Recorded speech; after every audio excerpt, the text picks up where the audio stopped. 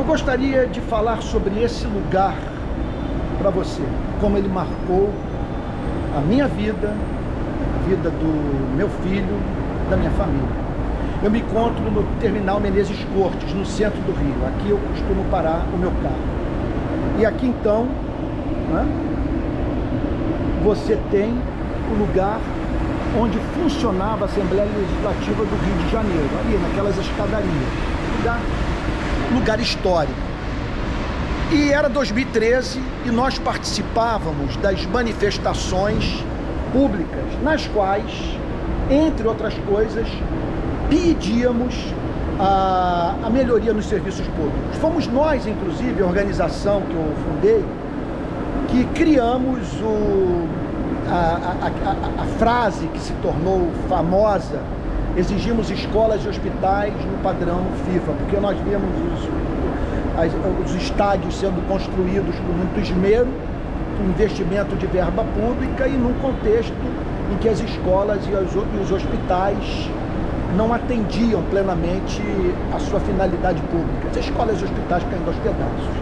Então o que aconteceu? Nós saímos lá de baixo da Candelária, viemos aqui por trás pela Rio Branco, fomos até a Cinelândia e na Cinelândia recebemos a informação que havia uma manifestação nesse lugar.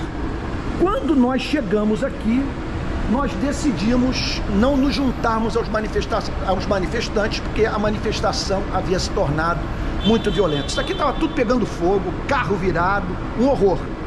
E daqui nós víamos toda a movimentação e eu municiava a imprensa, dizendo sobre o que estava acontecendo, que eu julgava que era do interesse público. Visando segurança pública, eu passar as imagens e as informações sobre o que estava rolando nesse local. Até que, de repente, vindo daqui, ó, vindo por essa rua, Presidente Antônio Carlos, que depois se transforma em 1º de março, chegou o batalhão de choque.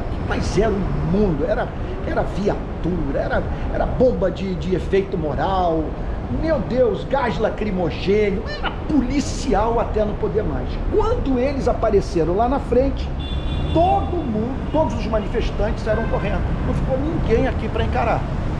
O que aconteceu? Só restaram alguns jornalistas, fotógrafos, cinegrafistas, todos amigos meus, da imprensa do Rio de Janeiro, de agências internacionais de notícias e tal. E aí nós decidimos descer. Aí eu vou fazer agora o trajeto que nós fizemos. Olha só, nós saímos por aqui, olha só, e descemos por essa rampa, ok? Porque qual era a minha ideia? Vamos nos juntar aos nossos amigos jornalistas e ver como é que vai ser o desfecho. Não havia mais nenhum manifestante, porque era a presença da polícia era tão maciça, sabe? Era tanta viatura e cachorro e tal, policial armado, que todos, sabe, caíram fora. E aí nós descemos por aqui. E o que nos salvou, do ponto de vista da história que eu vou contar, é que isso aqui tem câmeras e filmaram a gente descendo. Então o cenário era esse: a polícia já com controle completo da situação, alguns cinegrafistas e fotógrafos posicionados, sabe, podia olhar de longe e perceber que eram amigos meus, e nós descemos por aqui. O Matheus, o meu filho, um amigo nosso de nome Gabriel e eu. Aí fomos descendo. Aí chegamos aqui, ó. Chegamos aqui, olhamos e decidimos nos aproximar ali daquela estátua do Tiradentes. Então, o que ocorreu?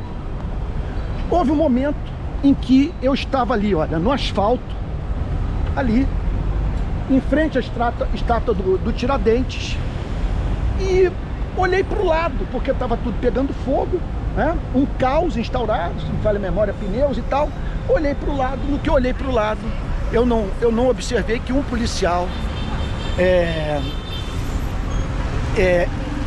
simplesmente orientou um outro a arrancar o meu filho do meu lado e levá-lo para uma viatura.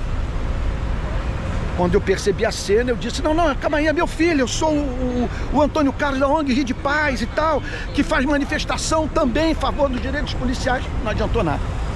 Pegaram meu filho, levaram para ali, abriram a mochila dele, e ele estava com cartaz, e ele se identificou, eu sou Matheus Mendes Costa, eu sou filho do Antônio Carlos Costa e tal, e eu sou estudante de economia da Universidade Federal Fluminense, e não participei de nada.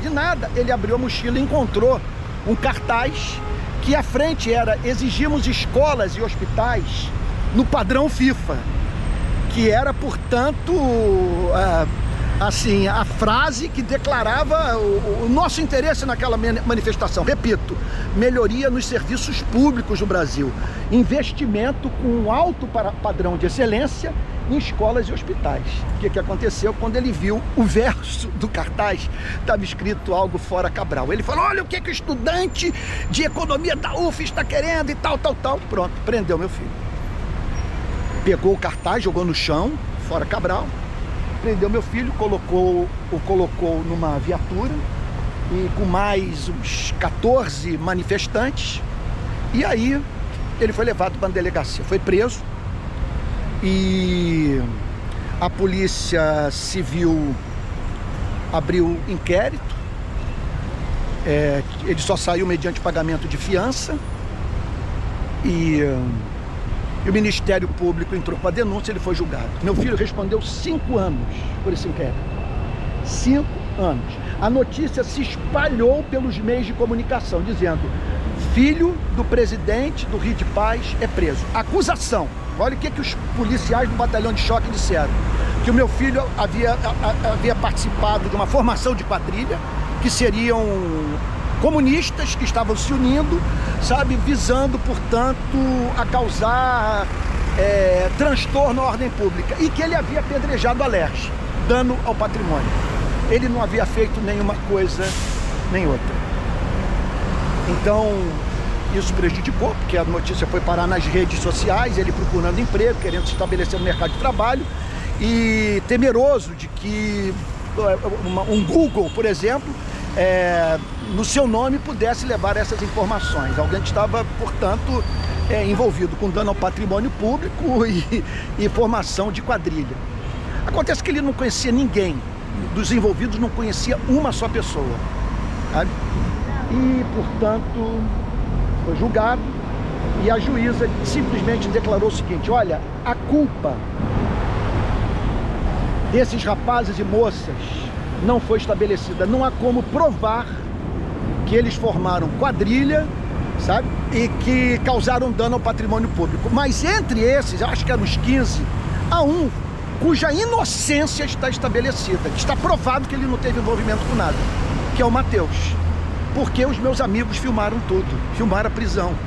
Havia evidência que meu filho não tinha mantido envolvimento com nada.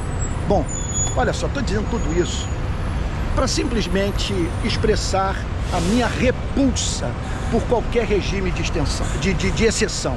Estou falando sobre ditadura militar. Temos falado nesses dias, e parte sobre isso, em razão das denúncias feitas pela Polícia Federal.